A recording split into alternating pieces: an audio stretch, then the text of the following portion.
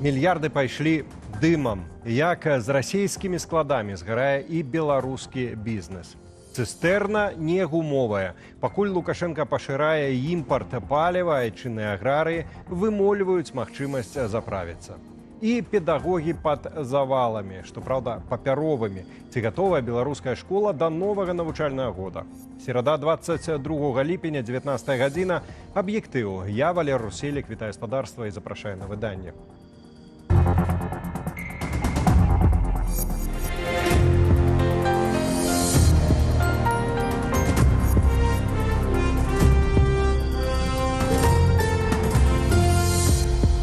У полымі расійскіх складоў гарыць і бізнес тысяч беларусаў. Чарговая атака украінскіх дронаў на лагістычныя хабы Wildberries пагражае не толькі банкрутствам прадпрыемствам, але і можа прывесці да эканамічнага калапсу, сцвярджаюць эксперты. Некалькі дзён таму беспілотнікі фактычна знішчылі склады маркетплейсу ў Падмаскоўі, а цяпер тавары на мільярды долараў США знікаюць і ў дыму панад Краснодарам і Нявіннамыскам. Колькі ж у гэтай движусе страшваюць беларускія прадпрымальнікі, высвятляў Зміцер Смак. Солнца даже не видно. Пажар на складах у Краснадары спрабуюць заліваць з верталётаў, але праз клубы дыму ўжо сіратліва праглядаюцца рэшткі лагістычнага хабу. Руся, короче, сегодня мы с тобой сюда работать не идем. Працу згубілі не толькі працаўнікі складу. Пакуль чорны дым мяняе колер расійскага неба, эканамічныя страты дадаюць жалобныя адценні ў адзенне расійскага бізнесу. Сегодня я точно в черном платке. Горят абсолютно все товары моих клиентов. Так званыя селеры, то бок прадаўцы, што збывалі свой тавар праз Wildberries, яшчэ не акрыялі ад страты сваіх тавараў на падмаскоўных складах, як атрымалі новы удар пад лагістычны дых на поўдні. Мы селлеры очередной раз горим, нам ничего не компенсируют. Слишком большие убытки. Разом з расейцамі губляе тавары і беларускі бізнес. Кампанія «Модум» толькі на падмаскоўных складах згубіла траціну іх запасаў касметыкі. Паводле экспертаў, ператварыцца ў попел можа бізнес прыкладна 22 тысяч беларусаў, якія займаюцца продажам праз Wildberries. Як страцілі расійскія прадпрымальнікі, так страціць і беларускі. Ім ніхто нічога не будзе кампенсаваць. Таму што, канешне, калі мы паглядзім на прыбытак кампаніі Wildberries за мінулы год, был каля 2 мільярдаў 300 мільёнаў даляраў, а толькі ад атак на Падмаскоўе там ужо страты 2 мільярда.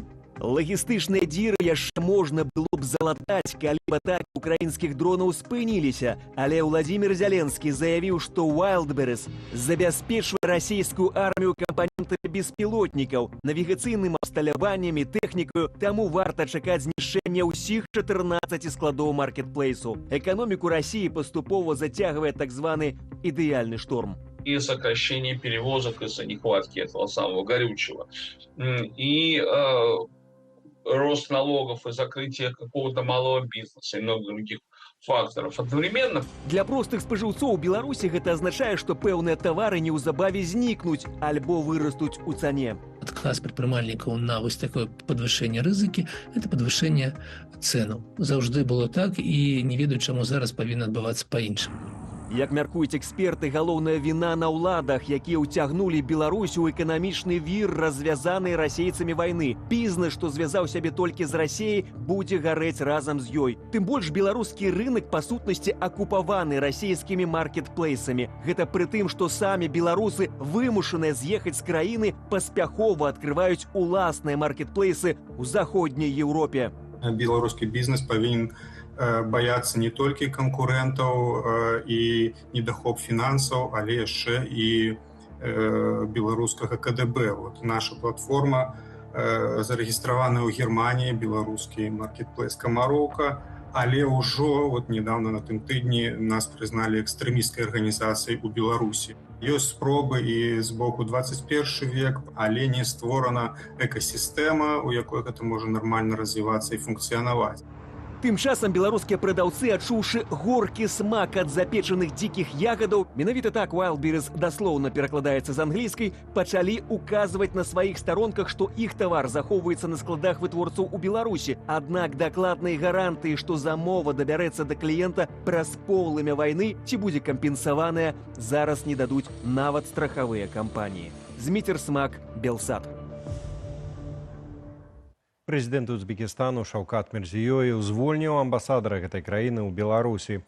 Прэс-служба назвала прычынай абыякавае стаўленне дыпламата да прыцягнення інвестыцыяў і развіцця замежнага гандлю. Пры гэтым афіцыйна на сайце прэзідэнта Узбекістану адстаўка пакуль што нават не анансаваная. Звальненне Рахматулы Назарова, калі яно сапраўды здзейсненае, адбылося на тле скандалу з прыездам у Беларусь першых працоўных мігрантаў з Узбекістану. На мінулым тыдні 255 узбекаў прыехалі ў Віцебскую вобласць у межах дамоўленасцяў, дасягнутых падчас візіту Мірзіёева ў Беларусь. Літаральна ў першы дзень працоўныя мігранты запісалі відэа са скаргамі на ўмовы працы. На наступны дзень самыя ж узбекі выступілі з абвяржэннямі, а узбекскія чыноўнікі паабяцалі абараняць правы сваіх суграмадзянаў. Карыстаючыся надзвычай гарачым летам для расійскай нафтагазавай і паліўнай сістэмы, Лукашенка пашырае геаграфію экспарту нафтапрадуктаў. Вось таксама пачаліся пастаўкі бензіну і ў Кыргызстан. А вось унутры Беларусі замест чыгуначных цыстэрнаў дызпаліва на сяло будзе ісці трубамі і ехаць аўтатранспартам. І толькі ў тыя вобласці, якія разлічыліся па запазычанасцях. Таму працягне Юлія Цяльпук. У міліцэйскіх шэрагах на 2 участковыя менш. Пасля заяваў Лукашэнкі пра крышаванне крадзяжоў паліва ў аграсектары, Кубракоў публічна заявіў пра звальненне. Выявлено 2 участковых инспектора милиции, которые самостоятельно заключили договора между руководителями агропредприятий и получали дизельное топливо, которое заливали в свои автомобили. Ад іншага міністра сельскай гаспадаркі уніз па вертыкалі пайшла задача назбіраць 107 мільёнаў цягам 9 дзён. Гэта рэшта доўгу за паліва, якое летась узялі з так званага матэрыяльнага рэзерву. Мы должны его вернуть до 1 августа этого года, учитывая то, что... Вернули? Разлічыліся толькі берасцейцы, запэўнілі гарадзенцы. Чарговая дапамога палівам пакуль магчымая толькі для іх. Але просяць усе, без саляркі уборку не завершыць. Если война завтра, не дай бог, что мы будем делать? А вы меня с материального резерва опять толкаете взять топливо. Дзяржава штогод залівае бакі сельгастэхнікі палівам на вексель. Своечасова разлічваюцца далёка не ўсе гаспадаркі, а даўгі хранічных стратнікаў адно растуць. З дакументаў Белполу і праслуховак размоваў паміж кіраўнікамі арганізацыяў АПК, якія Белсату перадавалі кіберпартызаны, вынікае, што такія даўгі рэфінансавалі або перакладалі на перапрацоўчыя прадпрыемствы, якім гаспадаркі пастаўляюць сыравіну. Пацерпяць нейкія іншыя сферы, дзе гэтыя грошы былі запланаваны перад гэтым, але аднекуль давядзецца гэта як трышкін кафтан, давядзецца аднекуль узяць, каб тут эту дзірку заткнуць, але адпаведна новая дзірка з'явіцца дзесьці яшчэ. Стаўленне Лукашэнкі да паліва змянілася на фоне дэфіцыту нафтапрадуктаў у Расіі. Сваім указам ён таксама змяніў схему паставак дызпаліва на сяло. Замест чыгункі будуць прапампоўваць трубаправодамі і развозіць аўтатранспартам.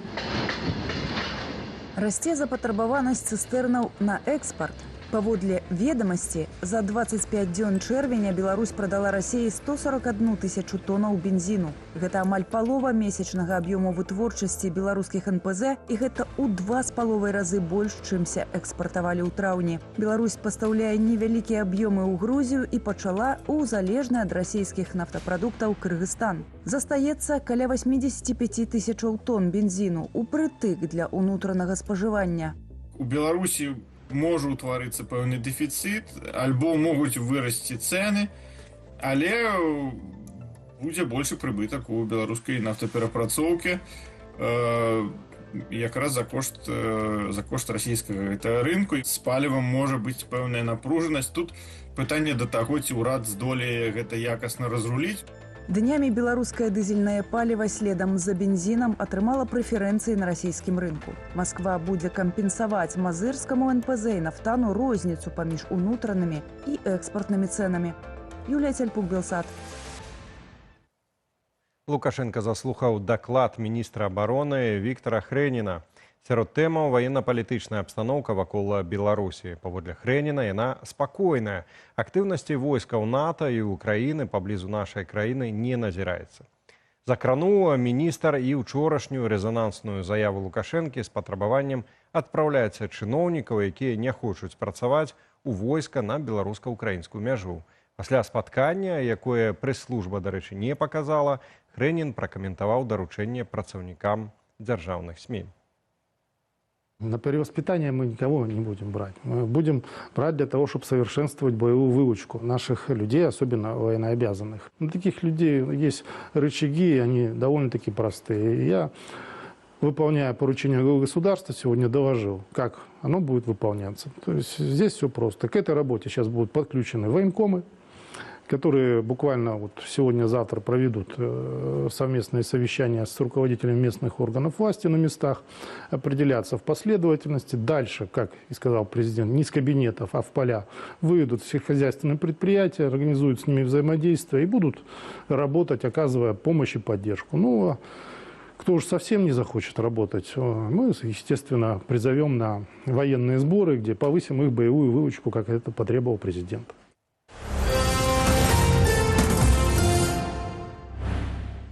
Звольнены з пасады міністра абароны Украіны Михайло Фёдоров адмовіўся ад некалькіх пасадаў, якія яму прапанаваў быў прэзідэнт краіны Владзімір Зеленскі. Пра гэта паведамляем выданне «Украінская праўда» са спасылкаю на крыніцы ў палітычных колах.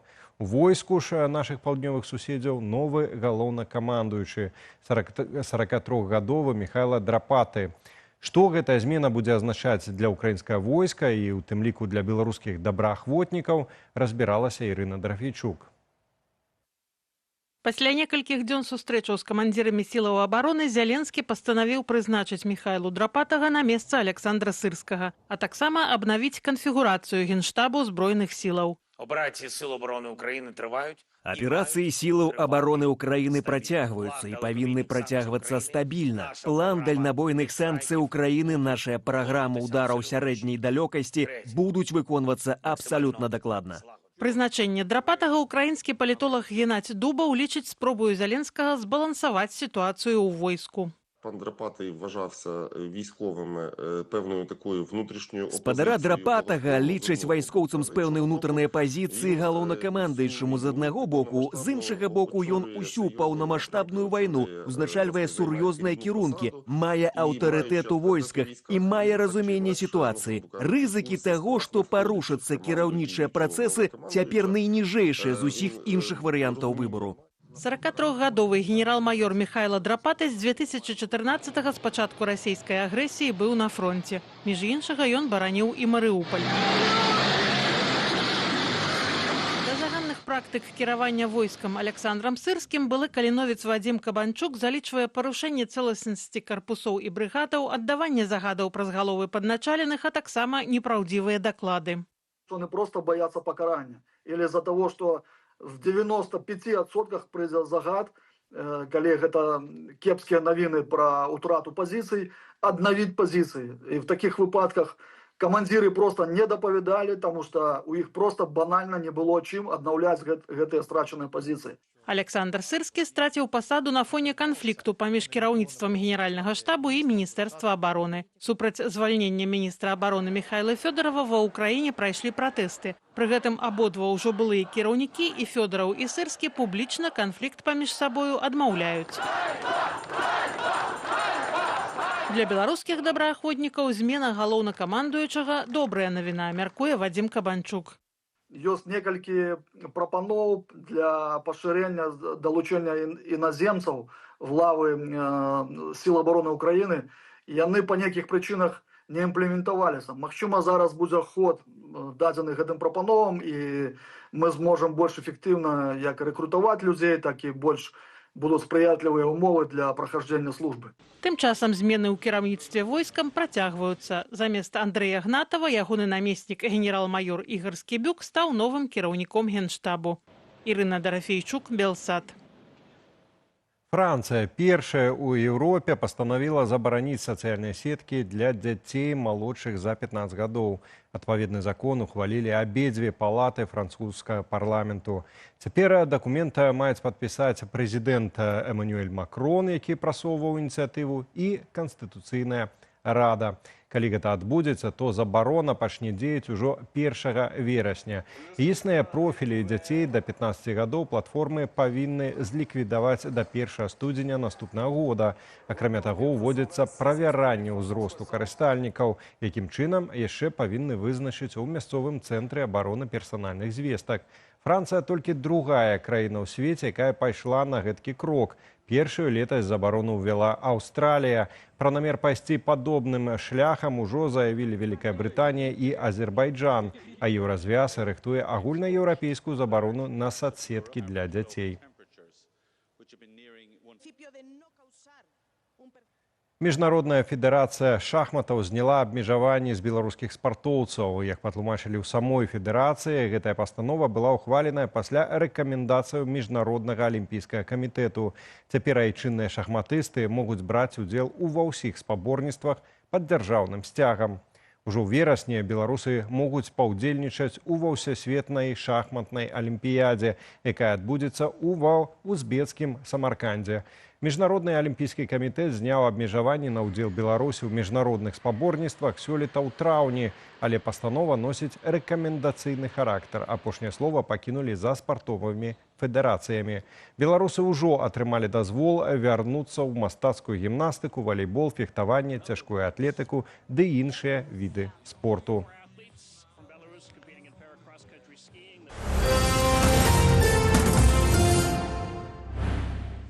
Педагогі пад заваламі папяровай працы, а колькасць шкаляроў усцяж змяншаецца, урэшце, як і самых школаў. З якімі выклікамі сутыкаецца беларуская сістэма адукацыі напярэдадні новага навучальнага году і як збіраецца іх развязваць, ведае Наста Печанькова.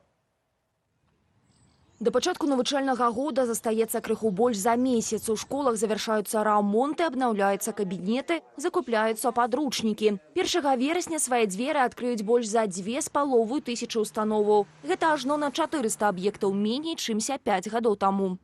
Эта тенденция была и раньше. Она рассматривается как вполне естественная, поскольку идет укрупнение классов в городе, а на селе, в сельской местности практически сокращаются школы.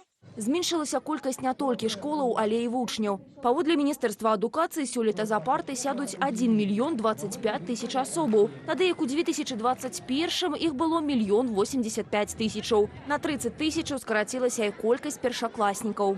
Если откручивать 6 лет назад, когда потенциально дети могли родиться, которые сейчас могут идти в школу, как раз 1 класс, то как раз-таки именно на этот период там наблюдается резкое снижение рождаемости, и это связано не только рождаемостью внутри страны, но и как бы миграционным фактором, поскольку приличное количество людей уехало из страны. Але пакуль праблемы дэмаграфічнага спаду і масавай міграцыі развязаць не ўдаецца, улады робяць стаўку на паступовыя змены ў самой сістэме адукацыі. Гэтак у больш як 20 навучальных установах краіны з новага навучальнага года запусцяць пілотныя праекты паглыбленага вывучэння матэматыкі, фізікі, хіміі і біялогіі. Праект будзе дзеяць пачынаючы з 8 класу. Гэта ініцыятыва накіраваная на фармаванне ў школьнікаў устойлівай матывацыі да навуковай дзейнасці і прадстаўлення педагогам новых магчымасцей для прафесійнага росту. Чакаецца, што пілотны праект дасць магчымасць выявіць найбольш здольных навучэнцаў і стварыць для іх індывідуальныя адукацыйныя траекторыі.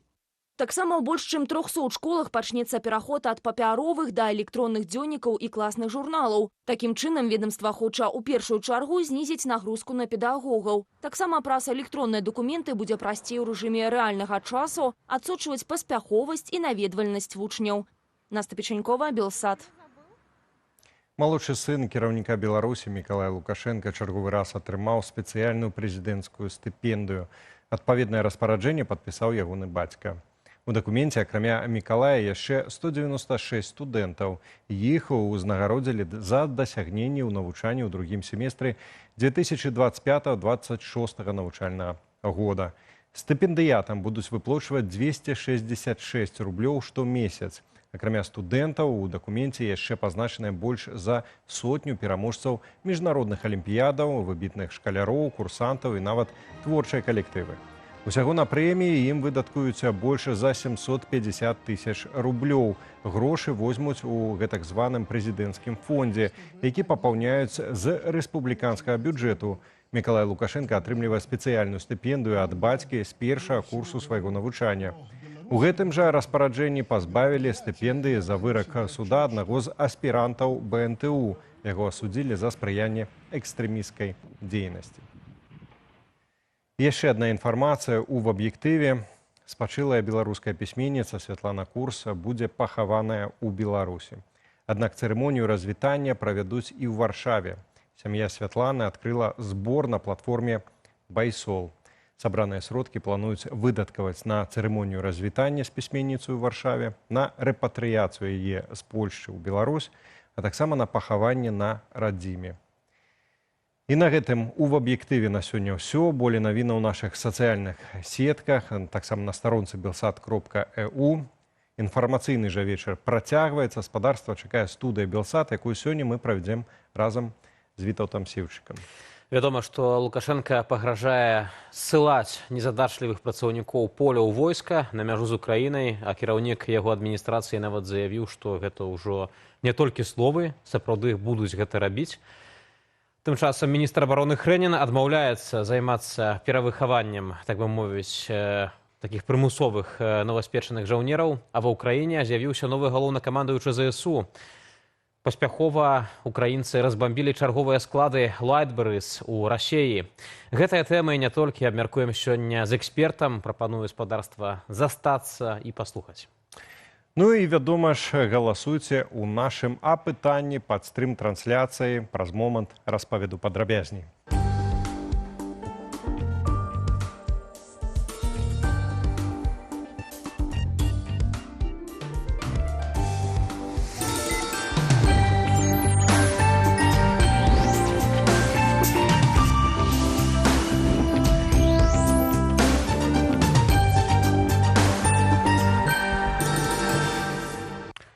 Ну што ж, вітаем спадарства. Валерый Рушелік. Вітаўт Сіўчык і апытанка для тых, хто глядзіць нас праз YouTube. Спадарства, калі для вас гэта бяспечна, калі ласка, галасуйце. Тэма ў нас такая ж, як і ў нашай сённяшняй размове будзе. Гаворка вось пра гэтую ініцыятыву паслаць аграрыяў, таксама чыноўнікаў, якія там дрэнна працуюць, там которые ввогуле дрэнныя штрафбатальёны на мяжу з Украінай. І вось што гэта такое? Аграрыі, чыноўнікі на мяжы з Украінай. Гэта добра, гэта дрэнна, альбо такі філасофскі адказ, гэта жыццё. Калі ласка, галасуйце. Вельмі, дарэчы, цікавыя вынікі на гэты момант. Цікава, ці зменяцца яны цягам праграмы. Лукашэнкаўскі міністр абароны Хрэнін заявіў, што Беларусь нібыта не будуе абарончых рубяжоў на мяжы з Украінай. Міністр назваў гэтае паведамленне пра ўзвядзенне фартыфікацыяў інфармацыйнай вайной супраць Беларусі. Аднак словы прагучалі ўжо на наступны дзень пасля гучных заяваў Лукашэнкі пра армію і мабілізацыю. Паводле Віктара Хрэніна, умацаваныя раёны ў Беларусі створаныя толькі ўздоўж заходняй і паўночнай межаў, а на паўднёвым кірунку, які мяжуе з Украінай, такіх планаў няма. Міністр падкрэсліў, што рамонт мастоў, дарог і развіццё інфраструктуры Палесся адбываюцца ў межах дзяржаўнай праграмы і не маюць ніякага дачынення да падрыхтоўкі абарончых рубяжоў. Між тым, напярэдадні Александр Лукашенка даручыў адпраўляць у войска тых, хто, паводле яго словаў, не хоча працаваць падчас жніва, а чыноўнікаў саджаць на трактары и комбайны. Все, кто не умеет работать, в армию и на южную границу, в лес. Вот там наши ребята, силы специальных операций, по моему приказу рассредоточены по украинской границе. Это не значит, что мы на кого-то нападать, а то опять нас лучше. Мы ни на кого не нападаем. Мы обеспечиваем свою безопасность. Нелегко. Комарики, мухи, мошки и прочее. Вот туда их. У сваю чаргу Хрэнін заявіў, што не збіраюцца перавыхоўваць накіраваных у войска недысцыплінаваных і нядобрасумленных удзельнікаў уборачнай кампаніі. На перевоспитание мы никого не будем брать. Мы будем брать для того, чтобы совершенствовать боевую выучку наших людей, особенно военнообязанных. До нашага эфіру долучаецца Александр Коваленко, военно-палітычны аглядальнік групы «Інфармацыйны спротив». Добрый вечер, спадар Александр. Добрый вечер. Доброго вечора, вітаю. Мы пачулі заявы Лукашэнкі, яны былі часткова ў такой, ведаеце, камічнай форме, але калі гаварыць сур'ёзна, ці Украіна, ці экспертная супольнасць назірае нейкую актыўнасць на беларуска-украінскай мяжы? Саме по кордону ми зараз можемо спостерігати активність, яка стосується будівництва логістичних об'єктів, логістики, дороги, рокадні дороги, деякі інші прикордонні об'єкти. В принципі, вони можуть знадобитися, якщо уявити собі ситуацію з якимось вторгненням, повноцінним боєзіткненням, і вони є допоміжними з території Білорусі, щоб заходити на територію України. Але якщо ми говоримо про загальне формування якихось ударних кулаків, ударних групувань на території Білорусі, які б становили реальну загрозу повноцінного загальновійськового вторгнення, як ми бачили станом на 2022 рік, то ні. Саме таких масштабних подій не відбуваються. Ну вось міністр лукашэнкаўскі Хрэнін увогуле гаворыць, што, маўляў, гэта ўсё нейкія укіды, па-расейску кажучы, вбросы, маўляў, гэта звычайная там нейкая цывільная актыўнасць, проста ідзе мадэрнізацыя Палесся, што, маўляў, ніякіх ваенных мэтаў яны не пераследуюць. Ну, з урахуванням того, що йдеться в першу чергу про логістику, то вже і одразу можна говорити про те, що її можна використовувати за військовою метою. Тому і те, що говорить Хренін, це, як завжди, переважно брехня або маніпуляція. Ми вже звикли від того, що цього міністра надходить переважно маніпулятивна або брехливого характеру інформація. Нічого дивного. Сама по собі інфраструктура, яку розбудовують і покращують її стан, вона сьогодні не використовується для вторгнення в Україну. І післязавтра не буде. Але ніхто не дає гарантії, що може змінитися загальне бачення театрів бойових дій в Кремлі, і Путін піде на щось більш глобальне. Наприклад, все ж таки вирішить відкривати другий фронт знову з території Білорусі проти України. Це може відбутися через місяць, це може відбутися через півроку. Але коли б це не сталося, в будь-якому разі, саме ця інфраструктура, ці об'єкти, вони будуть використовуватися саме з такою метою. Спадар Александр, ну вось Хренін сярод такое сказаў, я не ведаю нават, як сур'ёзна да гэта ставіцца, але ён сказаў, што вось гэта ўсё фейкі, усе гэтыя ўкіды пра будаўніцтва нейкіх там аб'ектаў з мэтаю пасварыць беларусаў і украінцаў, зрабіць там іх лютымі ворагамі. І ну, вось пасля ўсяго таго, што рэжым Лукашенка зрабіў у гэтай вайне супраць Украіны, пасля таго, як прадставіў сваю тэрыторыю для ўварвання, пасля чаго здарылася і Буча, і Гастомель, і Ірпень здарыўся, пасля ўсіх гэтых шматлікіх авіаудараў, ракетных удараў з тэрыторыі Беларусі, пасля карэктавання ўсіх гэтых расійскіх шахедаў праз беларускую тэрыторыю на тэрыторыю Украіны. Вот скажыце, вот як можна пракаментаваць падобныя заявы? Няўжо гэта можна спісаць на спадзеў рэжыму Лукашэнкі, што калі цяпер рабіць выгляд, што а мы і не ворагі, мы сябры, і нічога не здарылася, то вот эту старонку перагарнуць можна будзе ў будучыні паміж рэжымам Лукашэнкі і Украінай? У українців нема проблем з білорусами. У українців є велика проблема з режимом Лукашенка і саме з тими, хто його підтримує, з його оточенням і тією частиною, саме хто на боці Лукашенка. Тому я думаю, що в будь-якому разі двосторонні відносини між Україною та Білоруссю вони як були і будуть залишатися на достатньо дружньому високому рівні. Але з якою саме Білорусю? Точно не Білорусю режиму Лукашенка. Ми зараз налагоджуємо і поглиблюємо контакти з демократичною політичним осередком Білорусі, який знаходиться у вигнанні. Ці контакти ми мали можливість бачити і безпосередньо запрошують представників білоруської опозиції до Києва як офіційних гостей. І відповідно це демонстрація того, як має намір Україна в подальшому розвивати двосторонні відносини саме з білорусами. Але якщо ми говоримо про режим Лукашенка, ні, йому пробачення не буде ніколи. Хацеў бы яшчэ абмеркаваць з вами іншую тэму. Звольнены з пасады міністра абароны Украіны Михайло Федоров адмовіўся ад некалькіх пасадаў, якія яму прапанаваў прэзідэнт Украіны Владзімир Зеленскі. Пра гэта паведамляе выданне «Украінская правда» са спасылкай на крыніцы ў палітычных колах. Ну і ў войску ж новы галоўнакамандуючы, гэта 43-гадовы Михайло Драпаты.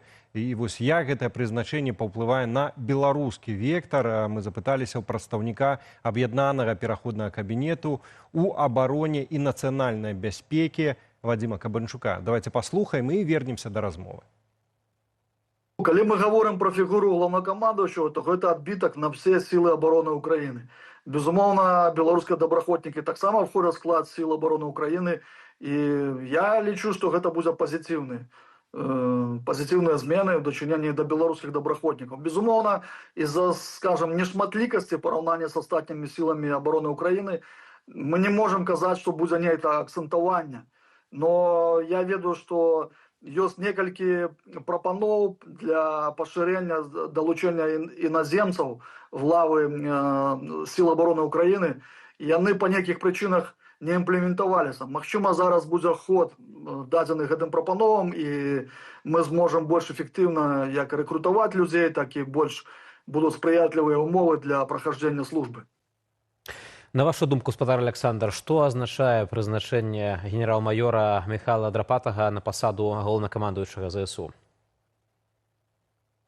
Це достатньо компромісний, досить добрий вибір, який зробив президент України. Я вважаю, там дійсно були і інші претенденти на цю посаду, і це не означає, що вони по якійсь категорії поступалися Михайлу Драпатову. Справа у тому, що генерал-майор, він має не тільки великий досвід війни з Росією, він з 2014 року фактично бойовий офіцер. Не тиловий, а саме бойовий. Але тут є інший момент.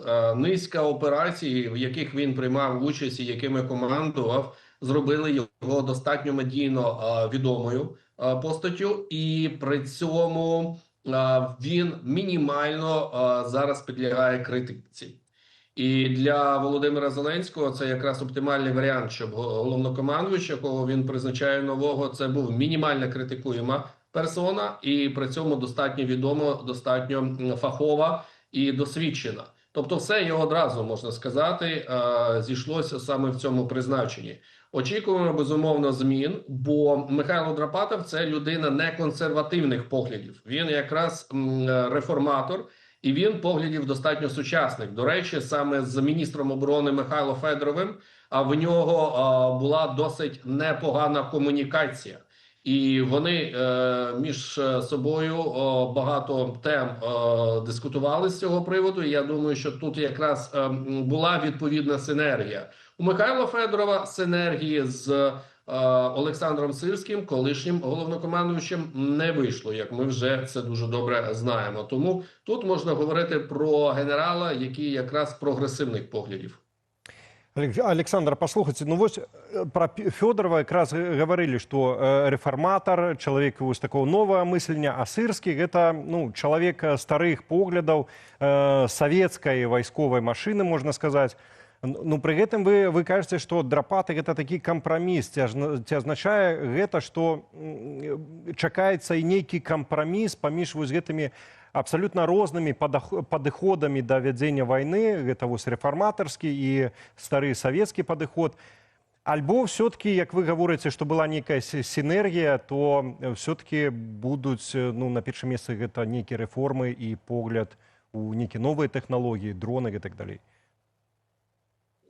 Я все ж таки схиляюсь з думки, що буде реформування. Будуть реформування багатьох аспектів, зміни будуть введені на тактичному рівні, на оперативно-тактичному, стратегічному щодо ведення сучасної війни. Багато речей, які через, ну скажімо так, нерозуміння в якомусь сенсі навіть на стратегічному рівні колишнім головнокомандуючим, вони не були реалізовані.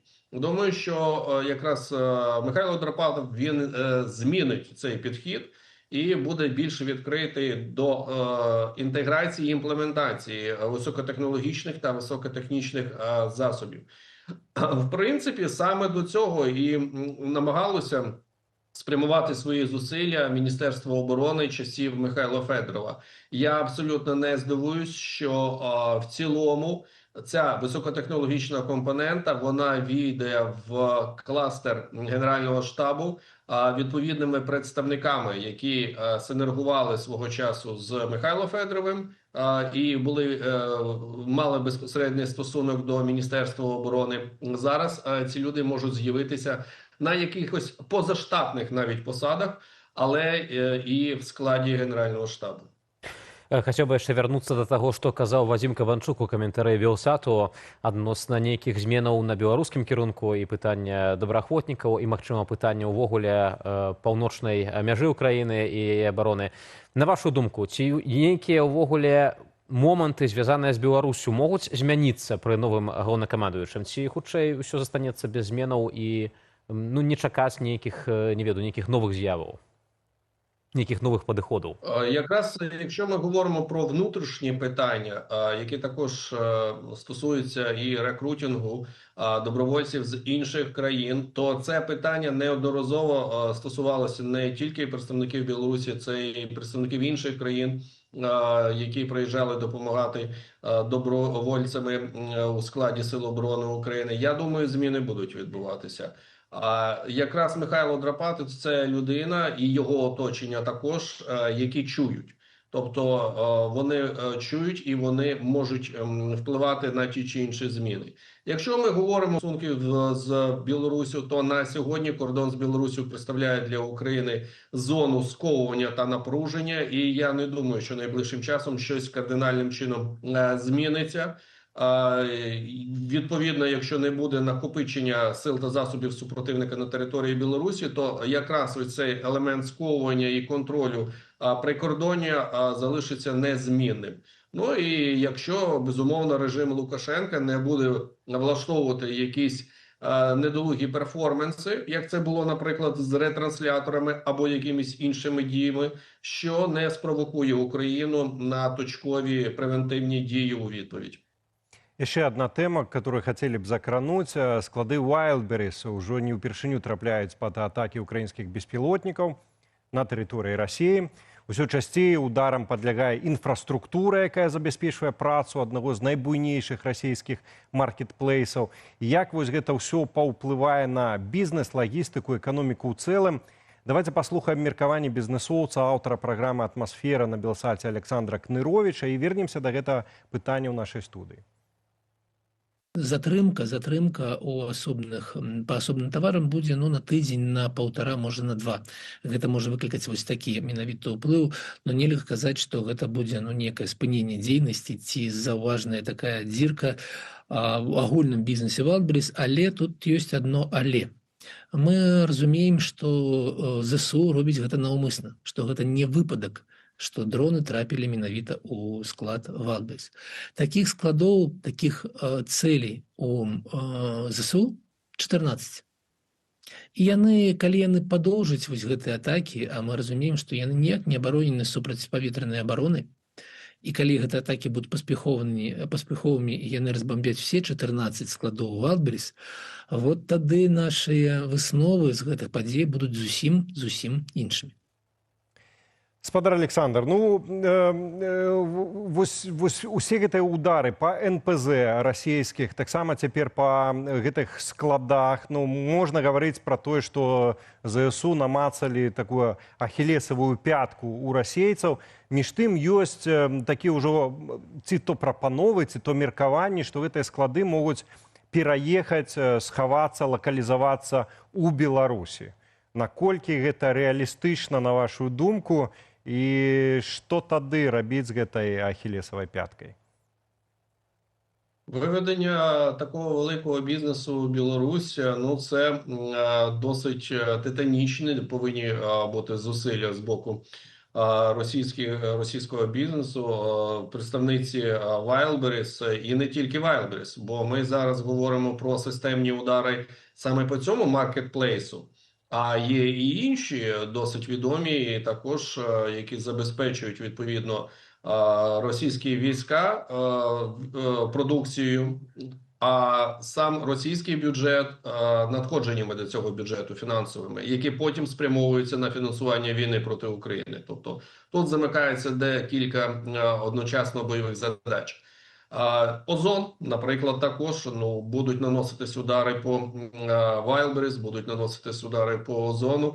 Я не думаю, що вдасться повністю замінити виведенням за кордон цього бізнесу, замінити потреби. До того ж, логістика, вона буде збільшуватись, розтягуватись по часу, відстані і багато чого іншого. Wildberries, вони розміщені, особливо в європейській частині Російської Федерації, достатньо компактно.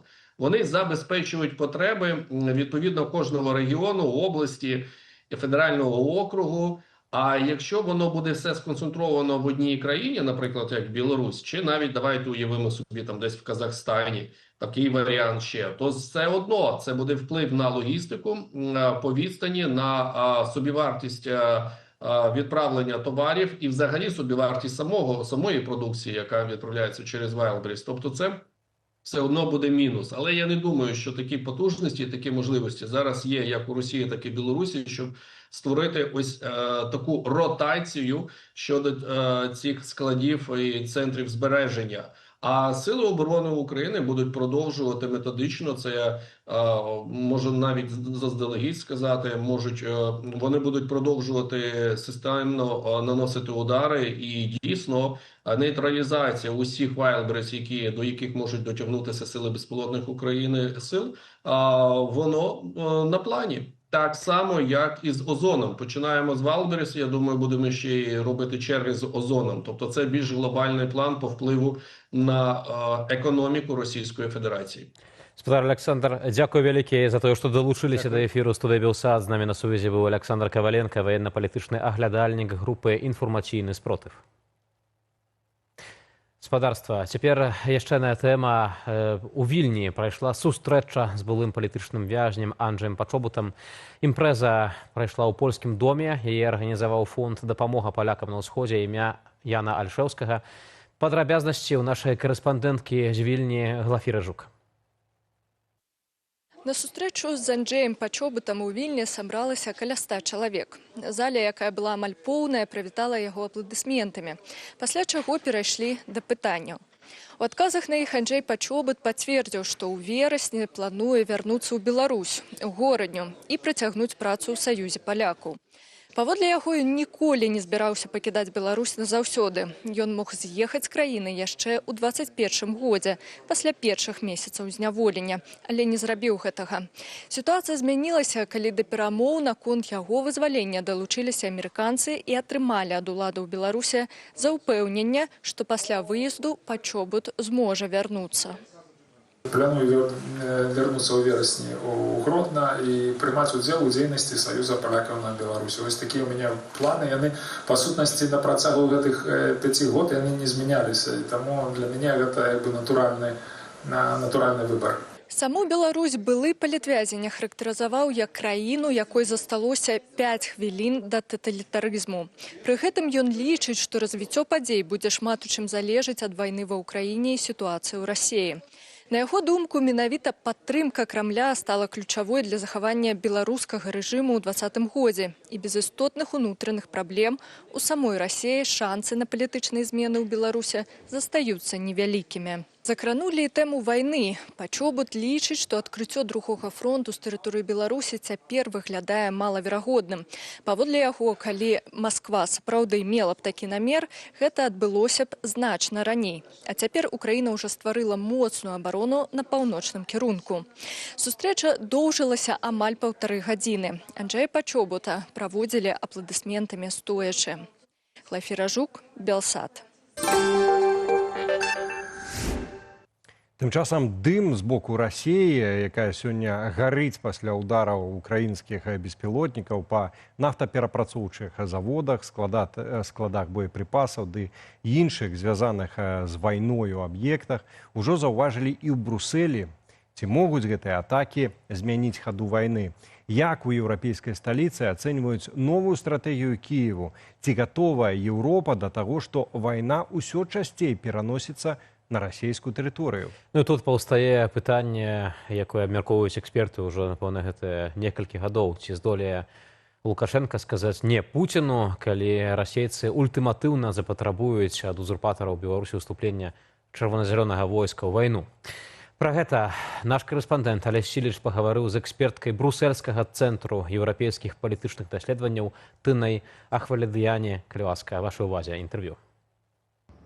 Сёння міжнародныя навіны палаюць у прамым сэнсе слова. Украінскія беспілотнікі адзін за адным выводзяць з ладу расійскія нафтаперапрацоўчыя заводы, склады боепрыпасаў ды іншыя вайсковыя аб'екты. Наколькі эфектыўная, на вашу думку, такая стратэгія вядзення вайны? Ці можна сказаць, што Украіна, паступова пераразаючы рэсурсныя артэрыі Расіі, пастаўкі паліва, лагістыку і вайсковую інфраструктуру, дэ-факта перамагае ў вайне?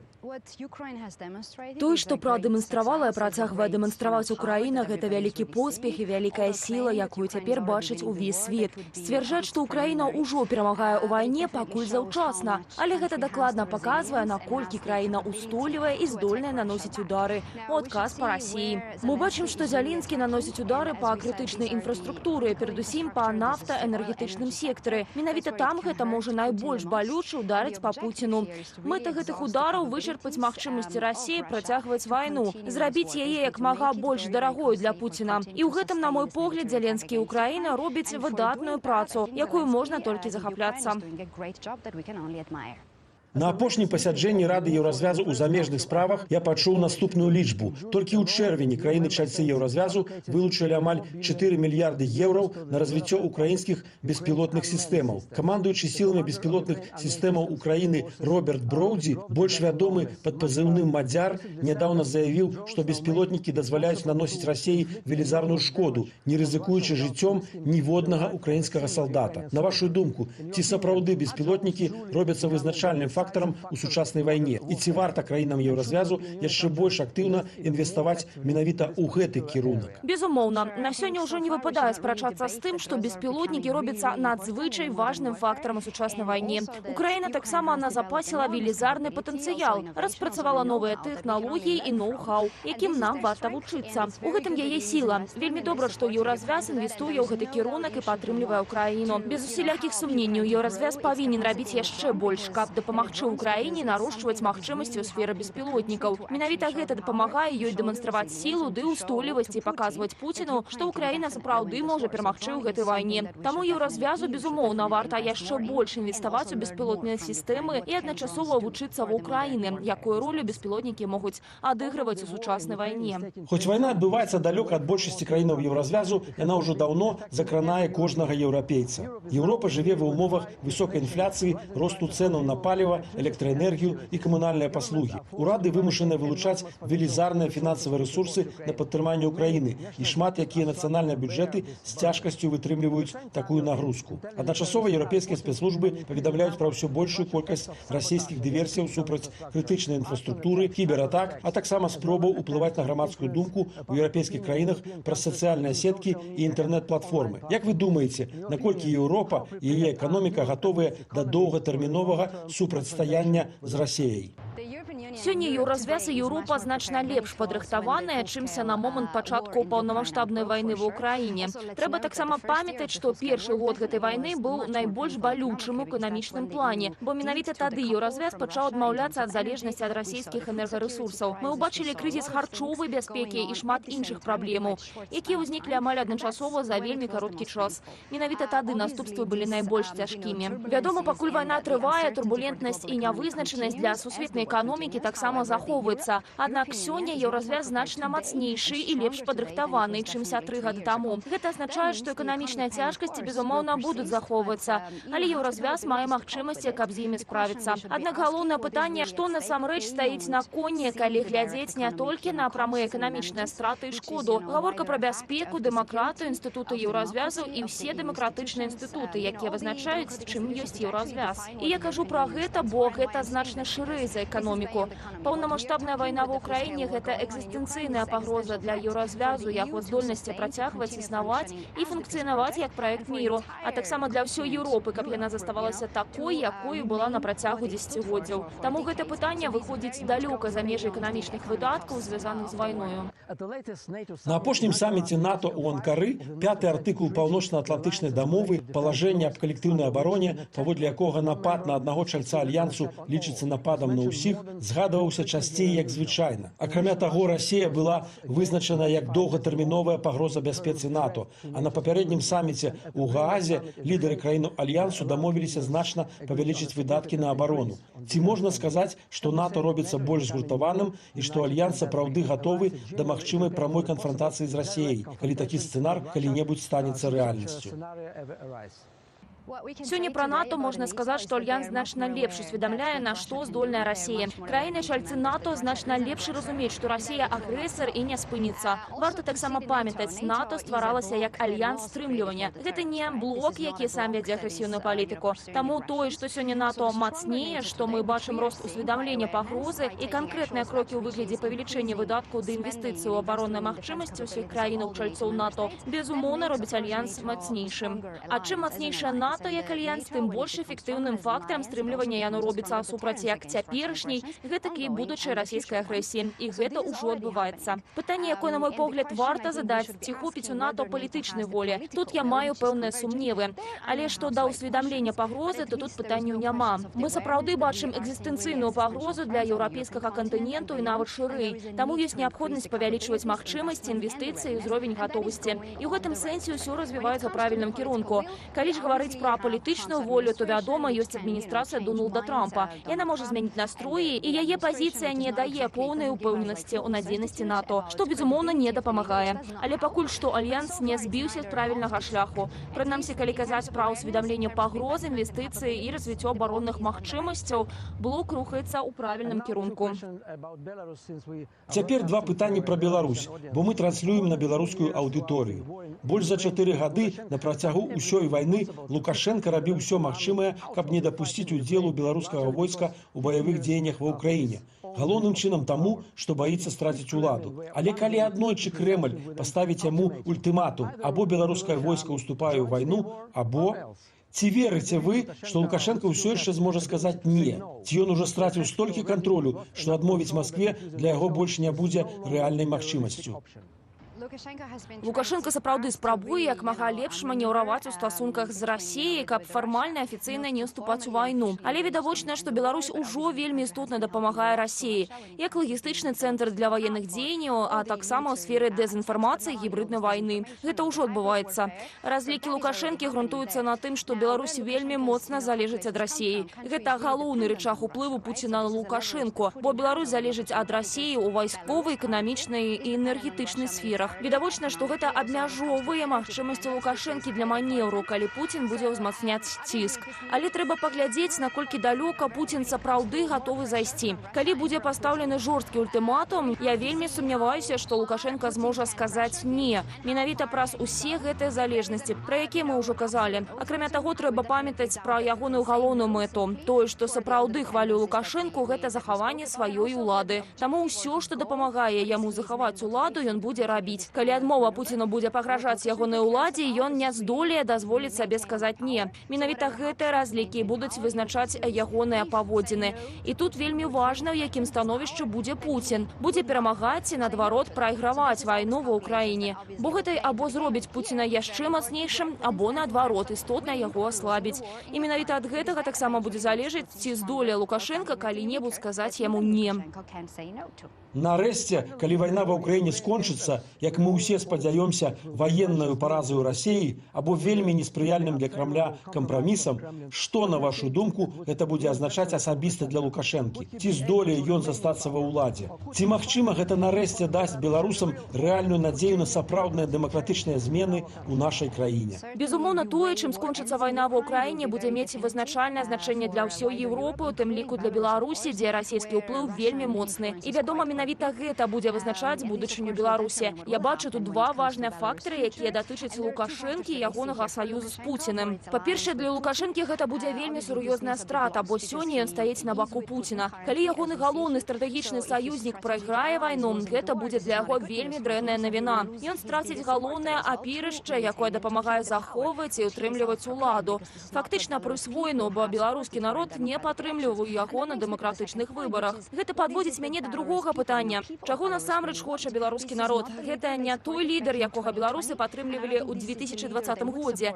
І я не думаю, што яны падтрымалі б яго цяпер. Але дэмакратычную будучыню краіны, безумоўна, павінен вызначаць народ. Мы не можам экспартаваць або імпартаваць дэмакратыю ў іншую краіну. Мы павінны ўбачыць, у якім становішчы будуць улады Лукашэнкі і ягонае падтрыманне да часу, калі скончыцца вайна. Але мы таксама павінны ўбачыць, чаго да таго часу будуць хацець беларусы. Думаю, менавіта гэтыя два фактары разам і вызначыць, што будзе з Лукашэнкам і што чакае Беларусь у будучыні.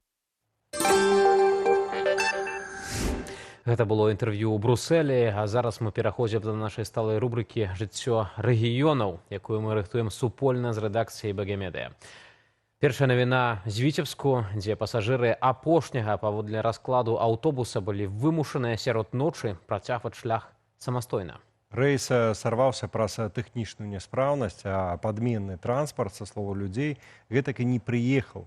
Гісторыя выклікала шырокі розгалас у сацыяльных сетках і зноўку ўзняла пытанне пра якасць працы грамадскага транспарту. Інцыдэнт меў месца ў аўтобусе нумар 26, які ехаў у бок паселішча Руба. На прыпынку Смаленскі рынак перасталі працаваць заднія дзверы.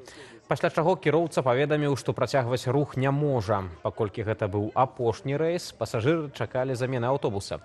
Але, як сцвярджаюць аўтары відэа, рэзервовы транспарт гэтак і не прыслалі.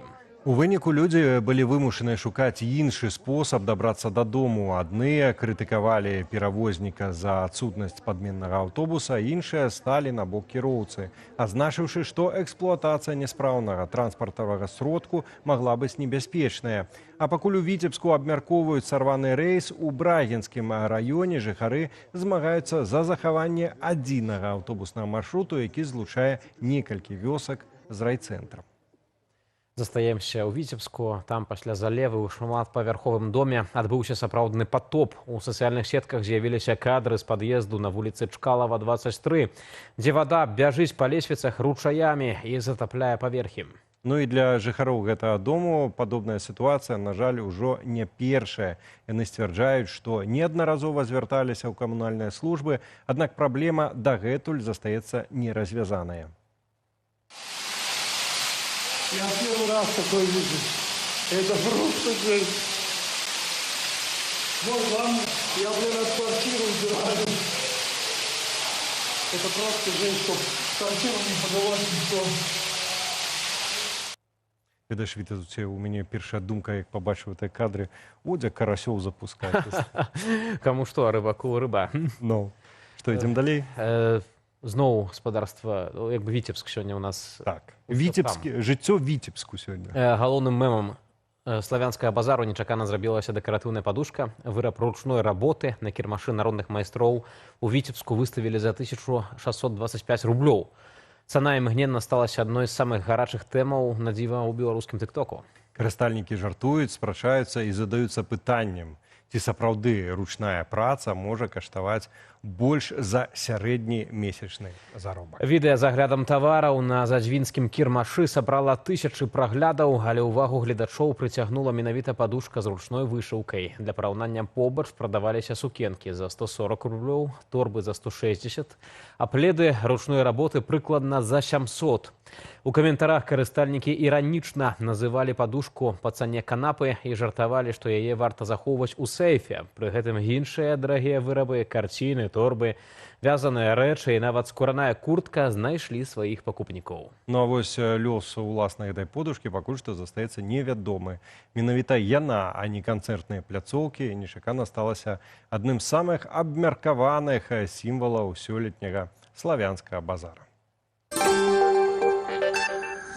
Гаспадарства, вяртаемся да тэмы, якую мы закранулі на пачатку нашага выдання, і мы ў вас спыталі. Аграры і чыноўнікі на мяжы з Украінай. Гэта жыццё. Пераможны варыянт, 42%. Я, дарэчы, таксама гэтак прагаласаваў. Мне здаецца, ведаеш, гэта ВС-твіта, гэта дарога, гэта жыццё.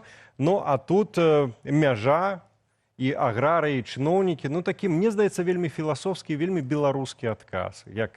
Як бы ты, дарэчы, прагаласаваў? Ты ведаеш, я бадай браў апошні варыянт адказу. Ну, такая рэчаіснасць, хоць чытаеш загалоўкі гэтых заяваў, часам не верыцца. На гэтым сёння завяршаем эфір. Дзякую усім за ўвагу. Падабанні, каментары. Для вас працавалі Валерый Руселік і мой выдатны калега Вітаўт Сіўчык. Добрага вечара. Да наступных сустрэч на Белсаце.